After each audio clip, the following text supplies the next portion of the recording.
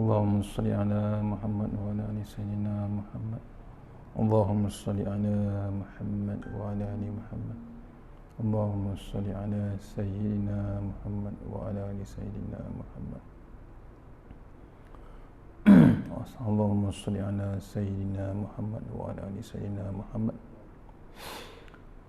Hasbiyallahu li dini, hasbiyallahu liman ahammani, hasbiyallahu liman hasadani, hasbiyallahu liman bagha alayya, hasbiyallahu liman kadani bisu'in, hasbiyallahu indal maut, hasbiyallahu indal mizan, hasbiyallahu indal mas'alati fil qabr, hasbiyallahu indas sirat, hasbiyallahu allazi la ilaha illa huwa alayhi tawakkaltu wa ilayhi unib. Assalamualaikum warahmatullahi wabarakatuh. Alhamdulillahirabbil alamin, wassalatu wassalamu ala asyrafil mursalin wa ala alihi washabihi ajma'in. A'udzu billahi minan nar min syarril kuffar min ghadabil jabbar wal 'izzatu lillahi war rasulin. Allahumma ghnina bi halalin haram wa min siwa bismika Allahumma ya daim ya hayyu ya fardu ya witr ya ahad ya samad. Allahumma shalli ala Muhammad wa ala ali Muhammad. Rabbi shrah li sadri wa yassir li amri wa tammin lisani yafqahu qawli. Wa ya ibadallah ittaqullah usikum wa iyaya bittaqullah faqad fazal muttaqun. Allahumma ta'ala inna hikmataka wansur alaina min hazamitika ya arhamar rahimin. Bismillahirrahmanirrahim. Bismillah masyaallah la yasuqu ya Allah. Bismillah masyaallah la yasrifu ya Allah. Bismillah masyaallah wa kana min ni'matin fa min Allah. Bismillah masyaallah la ya'ti bil hasanati illallah. Bismillah masyaallah la ya'ti bil hasanati illallah. Bismillah masyaallah la hawla wa la quwwata illa billahil aliyyil azim. Allahumma inni as'aluka bi barakati syarifah an tuhmal dunya. Amin ya rabbal alamin. Alhamdulillah, jumpa lagi untuk pengisian kita seterusnya. Mohon ampun maaf pagi tadi tidak dapat teruskan, ada masalah internet. Kita teruskan sebelum Jumaat, sebelum waktu Jumaat. Kita utilize betul-betul hari Jumaat ini. Mohon sama-sama banyakkan selawat, banyakkan selawat ke atas Rasulullah. Mudah-mudahan diberkati pada hari Jumaat insya-Allah. Kita teruskan kitab Tuan Guru Nik Aziz, Nik Abdul Aziz Nikmat, tafsir ayat ke-9 sambungan semalam. Sebelum tu kita hadiahkan pada Tuan Guru kita dan untuk berkati pengajian kita sikit ini dengan Al-Fatihah. Auzubillahi minasyaitanir rajim. Bismillahirrahmanirrahim. Iyyaka na'budu wa iyyaka nasta'in.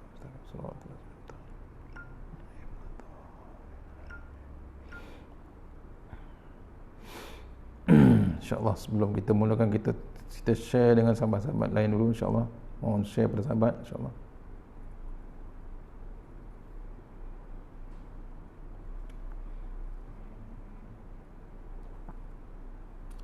Sama-sama share.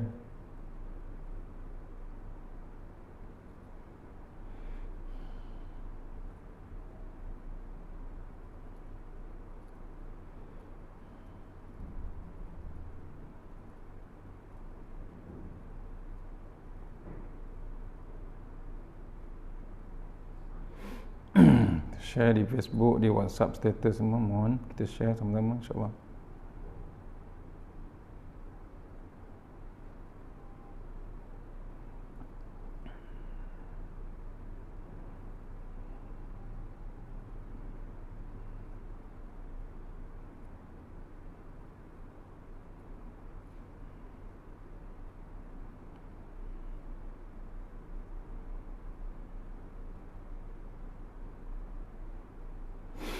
Okey, insyaAllah kita teruskan dengan surah Hud ayat nombor 9. Ayat nombor 9 surah Hud. Sama-sama kita baca muka surat 62 kitab Tuan Guru, surah Hud, surah nombor 11 ayat nombor 9 insyaAllah. A'udzubillahi minasyaitonirrajim. Wala in azaqnal insana minna rahmatan summa naza'naha minhu innahu la ya'usun kafur. Sadaqallahul azim. Maksudnya Dan demi sesungguhnya jika kami rasakan manusia sesuatu pemberian rahmat dari kami, kemudian kami tarik balik pemberian itu daripadanya, mendapati dia amat berputus asa, lagi amat tidak bersyukur. Surah Hud ayat nombor 9, insyaAllah. Perangai manusia memang susah diajar, tetapi kalau boleh juga diajar, maka banyaklah pahala. Yang aku boleh cadangkan kepada kamu contohnya kata Tuhan, wala in azaqnal insana minna rahmatan. Ada di antara manusia ini, sekiranya aku beri sedikit rahmat kepada dia, aku beri sekadar dia boleh mengecapinya sahaja. Ini perangai manusia. Ya, bila Allah bagi nikmat, Allah bagi nikmat sedikit rahmat kepada dia, Allah sebenarnya beri sekadar dia berapa yang dia boleh mengecapinya, menikmatinya. Ini cara Tuhan bercakap. Tuhan hendak sebut bahawa nikmat yang sampai kepada kita sehingga sanggup kita melupakan Allah. Pada hakikatnya nikmat itu hanya sedikit sahaja, walaupun manusia merasakan banyak. Maksudnya apa? Allah bagi sikit, sebenarnya itu kita terasa terlampau hebat nikmat yang Allah bagi, sampai ke level kita sanggup melupakan Allah Subhanahu Wa Taala. Hakikatnya nikmat itu hanya pinjaman ataupun sedikit saja yang Allah bagi. Seterusnya Allah berkata, aku beri sekadar kamu boleh kecap. Di akhirat kelak, kalau kamu tengok nikmat aku di dalam syurga, ketika itu nikmat aku begitu melimpah ruah, bukan setakat boleh kecap sahaja, bahkan kamu boleh makan dan telan sampai kenyang. Ya, kita nampak nikmat dunia ni terlalu hebat, ya, terlampau hebat kita rasakan. Walhal bila di compare dengan besok di akhirat, di syurga Allah Ta'ala, nikmat itu berlipat ganda, melimpah ruah, terlalu hebat dia punya kesan dia, kandungan dia melimpah ruah, bukan setakat boleh dikecap, tetapi kamu boleh makan dan telan sampai kenyang. Ini pendekatan bahasa yang cukup menarik. Sebab itulah bagi orang yang mempelajari bahasa Arab dan mengetahui ilmu balaghah, ilmu ma'ani, bayan atau badi', serta mampu memahami ayat Al-Quran sebagaimana orang Arab faham tanpa perlu belajar banyak, maka ketika membaca Al-Quran, tidak perlulah kita lagi baca banyak kitab tafsir dan mendengar tok guru bersyarah. Pasal apa? Faham sebenarnya ayat Quran. Bukan faham, dia faham mesej Allah Subhanahu Wa Taala. Daripada bahasa yang diaturkan dan penggunaan bahasanya yang disusun satu persatu, sudah cukup mendatangkan daya tarikan kepada kita untuk beriman kepada Al-Quran. Berbeza dengan kita, banyak lagi yang kita tidak faham bahasa Arab, bahasa Al-Quran. Bila tidak faham, itu yang kita tak terasa apa, baca banyak mana pun, pasal tak faham, dia tak tersentuh. Cuma tersentuh lagu dia, tajwid dia, tersentuh dengan nada dia, itu pun pahala juga. Tapi kalau betul-betul dengan tadabbur, dengan tazakur, terlalu hebat untuk kita fahami. Kata tok guru, tak payah kita nak baca kitab tafsir lain. Pasal apa? Kita dah faham ayat Quran, no need nak baca tafsir. Pasal apa? faham yang sebenar-benarnya mesej Allah Ta'ala dengan tadabbur dengan satu patah. Summa naza'naha minhu. Lepas daripada itu, katakanlah kami tarik balik nikmat itu daripada dia. Innahu laya'usun kafur.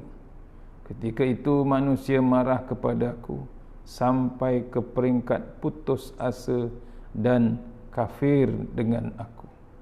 Ini level dahsyat. Bila Allah tarik, awalnya Allah dah bagi nikmat yang sedikit, tapi melimpah ruah di sisi manusia. Nikmat sedikit tu sampai dia lupa Allah Ta'ala, sampai dia sepinya bab Allah Ta'ala, dia khusyuk dengan nikmat Allah Ta'ala. Akhirnya tiba-tiba Allah tarik saja nikmat itu daripada manusia tersebut sampai ke level dia boleh marah kepada Allah Subhanahu Wa Taala, boleh putus asa, dan yang paling dahsyat sekali, dia kufur, kafir terus kepada Allah Ta'ala. Dia maksiat terus dengan Allah Ta'ala tu sampai ke tahap tu. Padahal patutnya berterima kasih yang Allah beri, sedikit ataupun banyak. Pasal apa? Yang sedikit pun Allah uji, yang banyak pun Allah uji. Orang miskin Allah uji, orang kaya pun Allah uji. Apa yang hendak diberitahu adalah manusia ini selalu tidak memahami. Dia merasa bahawa segala apa yang ada padanya, sama ada ilmu, pangkat, darjat atau harta benda, adalah hasil daripada titik peluhnya sendiri, usahanya, dan usahanya seorang, tidak bersangkut sedikit pun dengan aku. Maksudnya apa ni? Apa yang diberitahu ini ialah manusia terlalu tidak memahami, tak hendak faham, tak hendak ambil tahu. Dia merasa bahawa segala yang ada padanya itu, contohnya ilmu dia, pangkat dia, darjat dan harta benda, itu daripada usahanya diri sendiri, titik peluh dia. Itu yang dia bercakap tinggi, bercakap besar. Pasal apa? Dia seronok sangat pasal dia yang usaha, bukan orang lain yang tolong. Betul, makhluk tak tolong, dia terlupa yang maha penolong, yang maha pemberi. Tu tidak langsung dia balik kepada Allah Ta'ala, langsung dia tak sangkutkan dengan Allah Ta'ala, dia tak kaitkan langsung dengan Allah Ta'ala. Sombongnya manusia. Tu kena renung kita. Yang sepatutnya kita bila dapat nikmat sedikit pun kita ucapkan Alhamdulillah. Tu ni kena renung bab-bab tu, kadang-kadang kita sampai terleka. Ni Allah tegur kita, tak kira bab ilmu, bab pangkat, bab darjat ataupun bab harta benda. Kalau dia beroleh harta lepas itu, aku balik, aku menariknya balik, dia akan merejam bumi dan marah kepada aku. Maksudnya apa? Bila Allah tarik nikmatnya pada manusia tersebut, pada makhluk tersebut, bila Allah tarik, dia menghentak kaki dia, marah yang amat sangat. Kenapa dia gagal, kenapa dia dipecat, kenapa dia jatuh jadi miskin, contohnya. Ini merunta-runta, kemudian marah terus, menyalahkan Allah Subhanahu Wa Taala. Tidak tahulah lagi sembahyang dan puasanya entah di mana, dan dia bercakap hodoh. Ditinggalnya kan bab sembahyang, dia tak yakin dengan Allah Subhanahu Wa Taala. Itu kena renung. Puasanya entah di mana, dia bercakap hodoh kepada aku. Maksudnya dia bercakap benda yang tak baik dengan Allah Ta'ala, boleh maki hamun Allah Subhanahu Wa Taala. Kemudian kenapa Tuhan menzalimi aku? Itu yang perkataan yang paling hodoh tu. Dia mempersoalkan kenapa Allah pilih dia, menzalimi dia. Disoal, dipetikaikan kenapa dia jadi begitu. Tuhan tidak menjaga, tidak pandai menjaga aku, Tuhan buat inaya kepada aku. Dia boleh salahkan Tuhan. Dia boleh salahkan Allah Subhanahu Wa Taala kerana menginaya dia sampai jadi miskin, sampai jadi jatuh, sampai dipecat, sampai didapati bersalah, dihukum. Tu salahkan Allah Taala. Ini tandanya dia tidak faham bahawa apa yang dia dapat selama ini bukan kerana titik peluhnya sendiri, tetapi hasil anugerah dan pemberian daripada aku.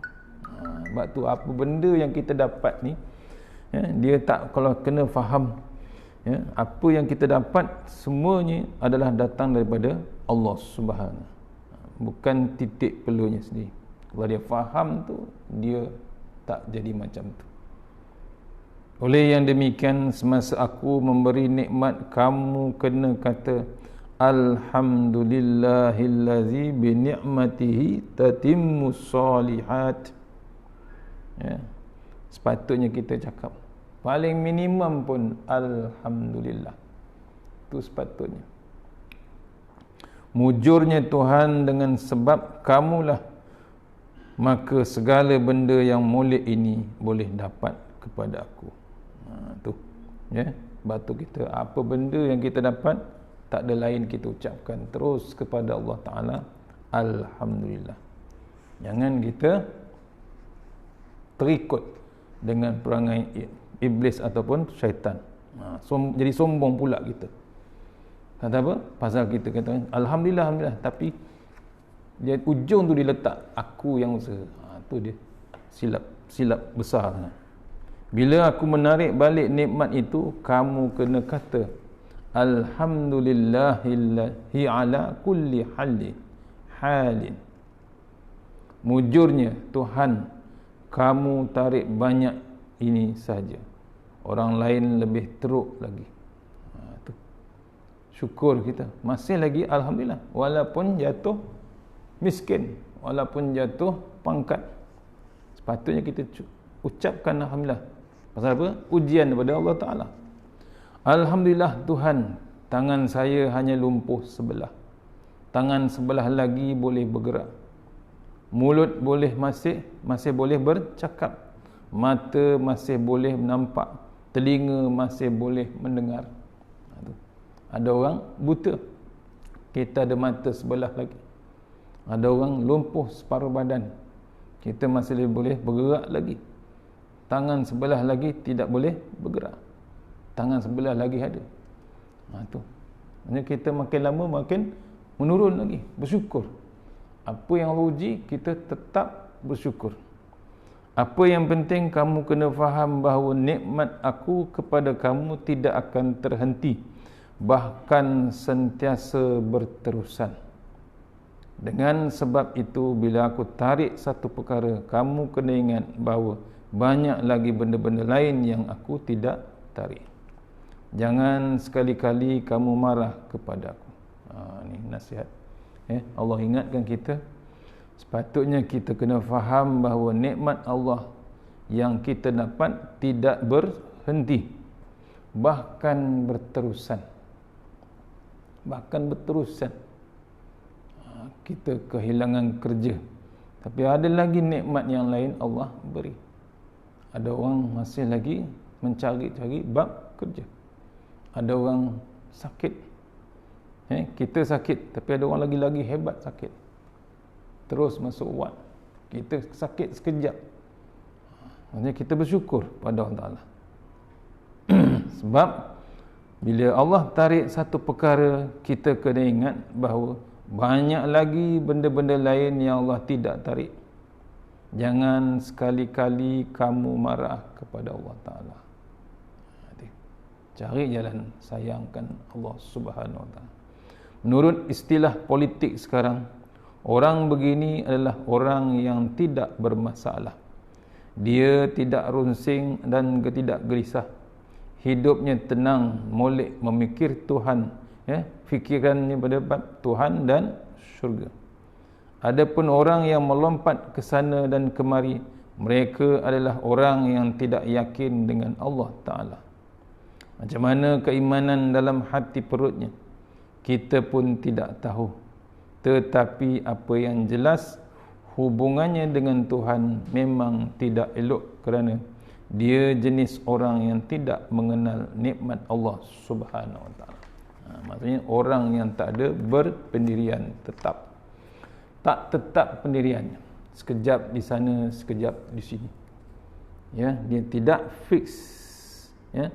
Kita yang dah mengaku inna dina indallahi Islam, terus pegang.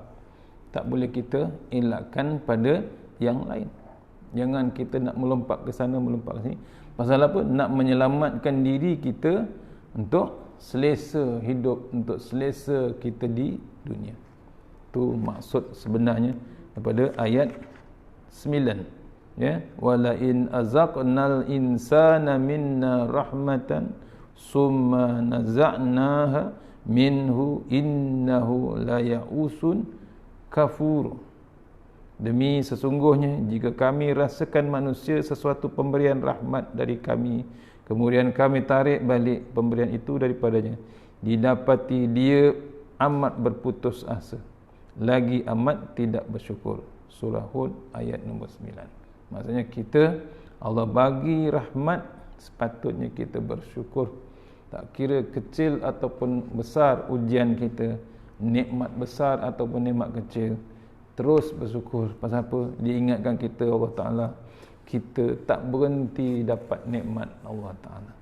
Contohnya sekarang kita masih lagi PKP, kita masih lagi boleh makan, boleh minum, boleh bekerja dan macam-macam. Nikmat yang Allah berterusan. Hanya bersyukur. Ada benda lain ditarik, ada benda lain yang diteruskan lagi nikmat. Terus pada ayat 10, wala in a'udzubillahi minasyaitonirrajim wala in azaqnahu na'ma ba'da darra massathu la yaqulanna zahabas sayyi'atu anni innahu la farihun fakhur. Surah Hud ayat nombor 10.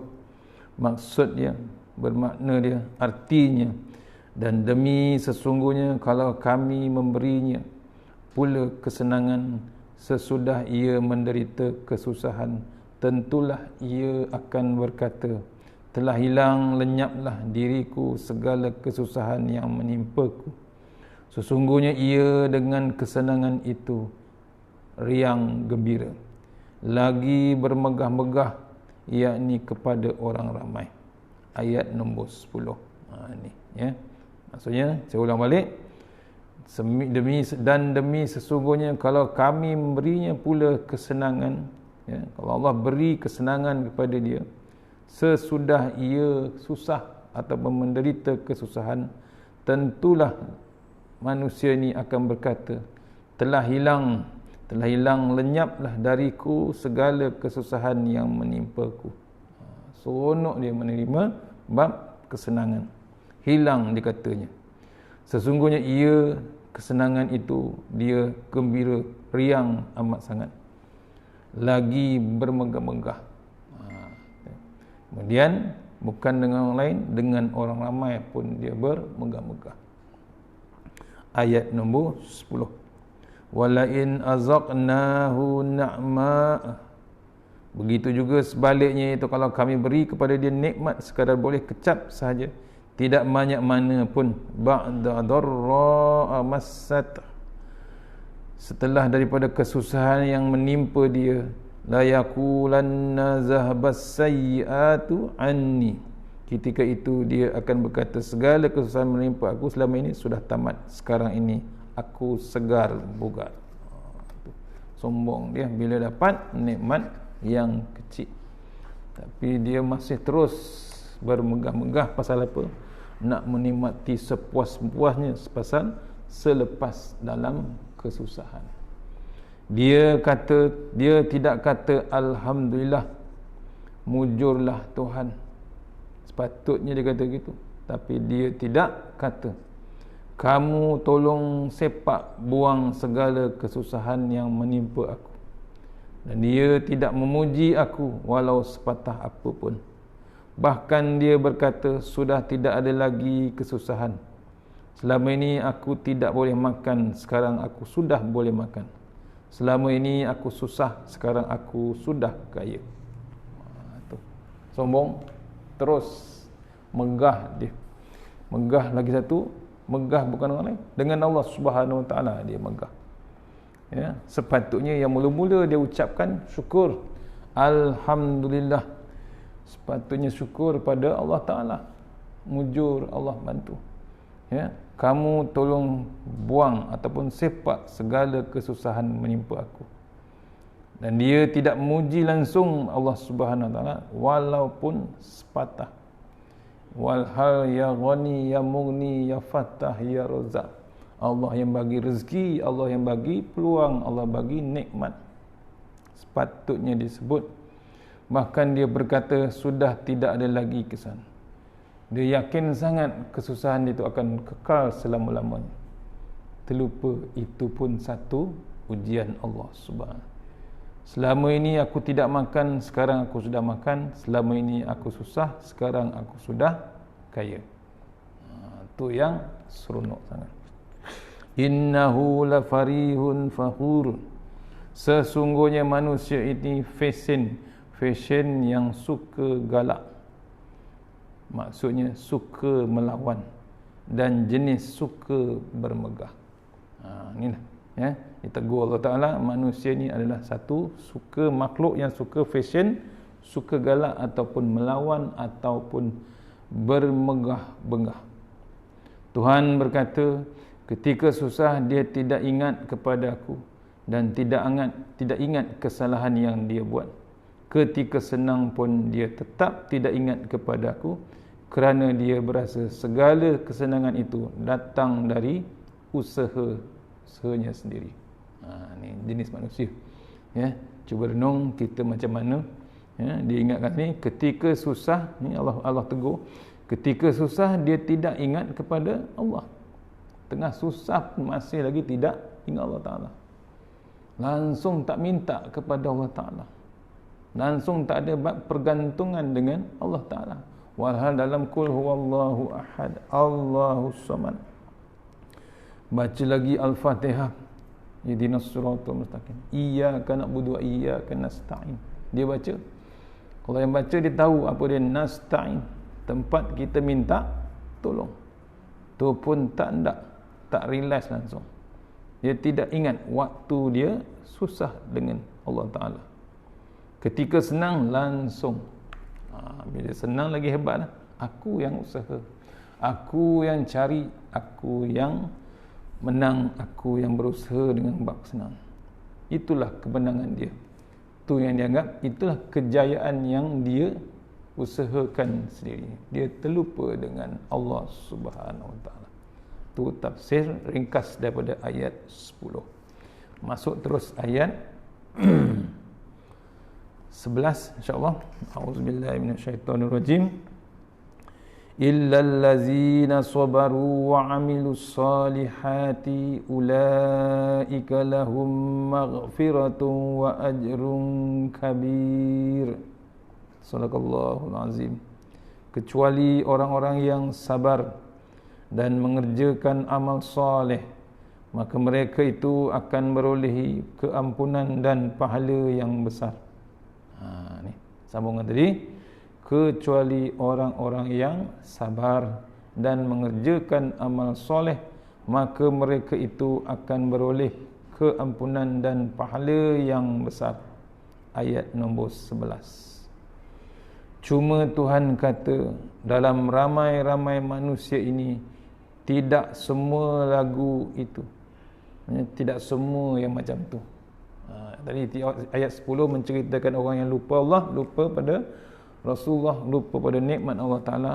Bukan semua, tidak semua, kecuali orang yang illal ladzina sabaru wa 'amilus solihat, kecuali manusia yang jenis bersabar dan suka beramal soleh. Ulaika lahum maghfiratun wa ajrun kabir. Untuk orang ini akan disediakan keampunan dan disediakan pahala yang besar di akhirat. Ini orang yang terus nikmat, terus faham, terus merasai apa yang dikurniakan Allah Subhanahu Wa Taala. Tuhan menghendaki kita bersabar dalam dua keadaan. Dalam keadaan susah pun kita bersabar, dan dalam keadaan senang pun kita bersabar. Boleh jadi orang Melayu dia menggunakan perkataan sabar hanya ketika susah saja. Ketika senang dia tidak guna pun perkataan sabar. Sebenarnya kesabaran perlu dalam kedua-dua keadaan. Pada orang yang beramal soleh, dia perlu bersabar semasa susah dan bersabar semasa senang. Ni diingatkan kita, ya. Maksudnya sabar ni bukan untuk hanya orang susah. Sabar ini untuk dua keadaan. Dalam keadaan susah kita bersabar, dalam keadaan senang pun kita bersabar. Boleh jadi bangsa Melayu, orang Melayu ini dia menggunakan perkataan sabar hanya ketika susah sahaja. Ketika senang dia tidak guna pun perkataan sabar. Sebenarnya kesabaran perlu dalam kedua-dua keadaan. Kepada orang yang beramal soleh, dia perlu bersabar semasa susah dan bersabar semasa senang. Ini ingatan daripada Allah Subhanahu. Lagu mana, macam mana sabar di masa susah. Kita perlu yakin bahawa kesusahan ini adalah perancangan Tuhan sejak Lauh Mahfuz lagi.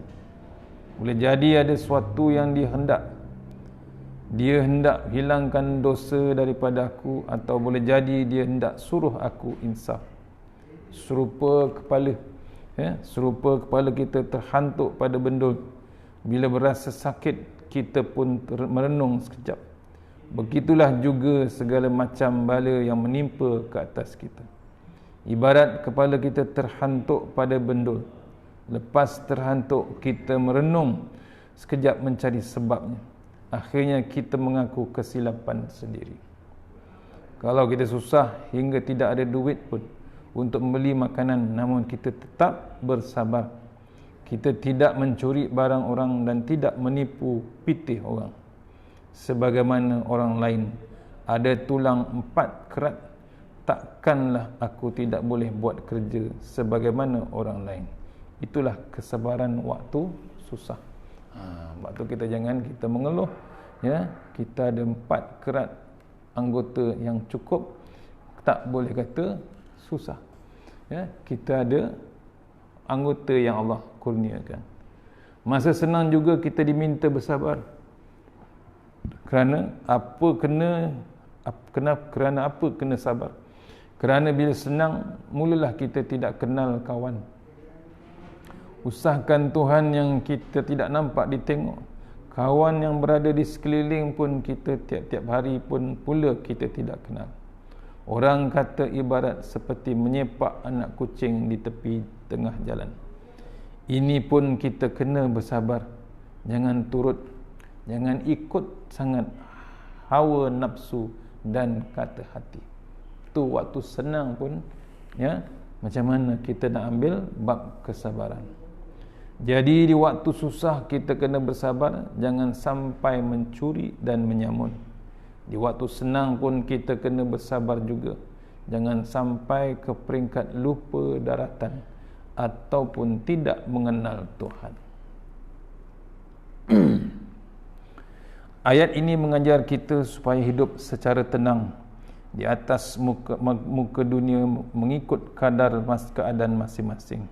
Di Mekah, Rasulullah SAW ditekan, dikepung dan dihentam dengan bermacam-macam perkara. Tetapi sebaliknya dia di Madinah secara automatik Nabi dilantik menjadi Perdana Menteri bagi negeri Madinah dan dunia. Tetapi keadaan hidup, pakaian, rumah tangga serta pemikirannya serupa seperti di Mekah. Padanlah kita jadikan Nabi Muhammad sebagai contoh. Laqad kana lakum fi Rasulillahi uswah hasanatun liman kana yarjullaha wal yawmal akhir wa zakarallaha katsira. Demi sesungguhnya adalah bagi kamu pada diri Rasulullah itu contoh ikutan yang terbaik, iaitu bagi orang yang sentiasa mengharapkan keredaan Allah dan balasan baik hari akhirat, serta ia pula menyebut dan mengingati Allah banyak-banyak dalam masa susah dan senang. Surah Al-Ahzab ayat 33. Maksudnya kita ambil contoh pada Nabi Muhammad SAW untuk kita terus dapatkan keredaan Allah Subhanahu Wa Taala, yakni balasan baik besok di akhirat. Caranya menyebut, mengingati Allah sebanyak-banyak yang mungkin waktu kita senang, waktu kita susah. Ini dalil daripada surah Al-Ahzab ayat 21. Nabi merupakan contoh yang paling baik untuk manusia. Cuma bukan sembarangan orang boleh mencontohi Nabi Muhammad. Orang yang boleh mencontohi Nabi ialah orang yang 100% yakin adanya hari akhirat, yakin akan bertemu dengan Tuhan, yakin bahawa kehidupan dunia ini sekejap sahaja, yakin bahawa orang yang hidup di dunia ini, orang yang hidup dengan sebelah kaki saja, tetapi kepada orang yang hidup di muka dunia dengan kehidupan sungguh-sungguh, yang sungguh-sungguh tidak ingat langsung kepada kubur dan akhirat, maka orang seperti ini tidak menjadi pengikut Nabi Muhammad, bahkan ia menjadi pengikut orang lain. Ya, maksudnya kita tahu betul-betul yakin dengan Rasulullah SAW. Kita tahu ini sementara saja di dalam dunia. Kalau hendak selamat di dunia, jangan kita tinggalkan Nabi Muhammad SAW. Baik kita mencari harta semasa berpolitik dan pilihan dalam pilihan raya, Nabi Muhammad SAW merupakan orang yang sentiasa perlu kita letakkan di hadapan mata sebagai ikutan. Hamba sebut macam ni kerana dalam 2-3 hari kalut siang, malam, pagi, orang mengenai kempen dalam surat khabar. Orang parti Islam, orang PAS sendiri kalut, padahal hamba sendiri telah membakar surat khabar. Kita sudah bakar surat khabar itu, kalau boleh kita pijak-pijakkannya. Masalahnya apabila dia memfitnah, dia masih lagi memperjayai. Kita dah tahu kadang-kadang bab fitnah yang ditulis dalam media ataupun surat khabar itu semuanya tak payah kita terus yakin dan percayai. Tidak mengapalah di saat kelemahan kadang-kadang kita berserabut juga walaupun dalam keadaan kalut ataupun kekalutan dalam politik. Sedikit sangat orang PAS yang kalut. Kalut kerana apa? Kerana mendengar desas-desus cerita bahawa PAS hendak masuk UMNO dan macam-macam. Ini bab politik lah. Ya, maksudnya kita jangan kita terlampau sangat kalut dengan berita-berita sekarang ni. Kerana sekarang zaman pandemik pun sama juga. Ya, diceritakan kekalutan. Kita dengan zaman WhatsApp ni pun kita hati-hati, jangan sampai hilang keyakinan dengan ayat-ayat Allah Ta'ala. Kita ni dah tua, dah berumur. Jaga bab politik yang sepatutnya kita baca, politik yang berlandaskan Islam, berlandaskan Al-Quran. Tu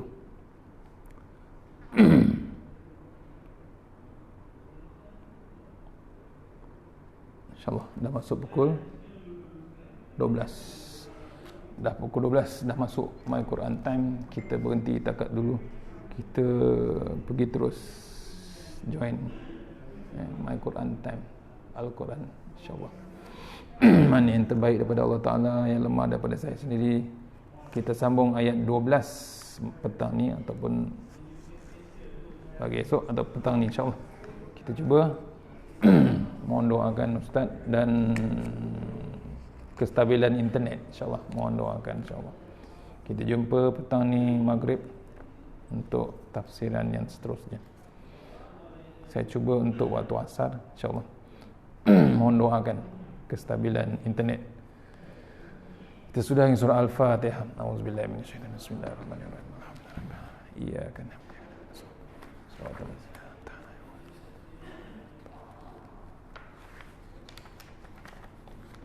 A'udzubillahi minasyaitanir rajim. Bismillahirrahmanirrahim. Allahumma anta rabbi la ilaha illa anta khalaqtani wa la alika wa alika mastata'tu. A'udzubika min syarri ma sana'tu. Abuluka bi ni'matika alayya abu bi zambi faghfir li fa innahu dzunuba illa anta. Tasanna bil jabar wa tasanna bil malakut allazi la yamut isrif anna al bala wal waba innaka ala kulli syai'in qadir. Bismillahirrahmanirrahim. Bismillahi ma sya'allah la yasuqu ya Allah. Bismillahi ma sya'allah la yasrifu su ya Allah. Bismillahi ma sya'allah makana min ni'matin fa min Allah. Bismillahi ma sya'allah la ya'ti bil hasanati illa Allah. Bismillahi ma sya'allah la hawla wa la quwwata illa billahil aliyyil azim. Bismillahirrahmanirrahim. A'udzubillahi minan nar min syarri kuffar min ghadabil jabbar wal 'izzati lillahi war rasulinin. Allahumma ghnina bi halalin haramin min siwa bismika Allahumma ya daim ya hayyu ya fardu ya wid ya ahad ya samad. Allahumma shalli ala Muhammad wa ala ali Muhammad. Bismillahirrahmanirrahim. Bismillahirrahmanirrahim. Asma. Bismillahirrahmanirrahim. La yadurru ma asmi azab. Bismillahirrahmanirrahim. Bismillahirrahmanirrahim. Bismillahirrahmanirrahim. La yadurru ma asmi syai'un fil ard wa la fis sama wa samiu alim.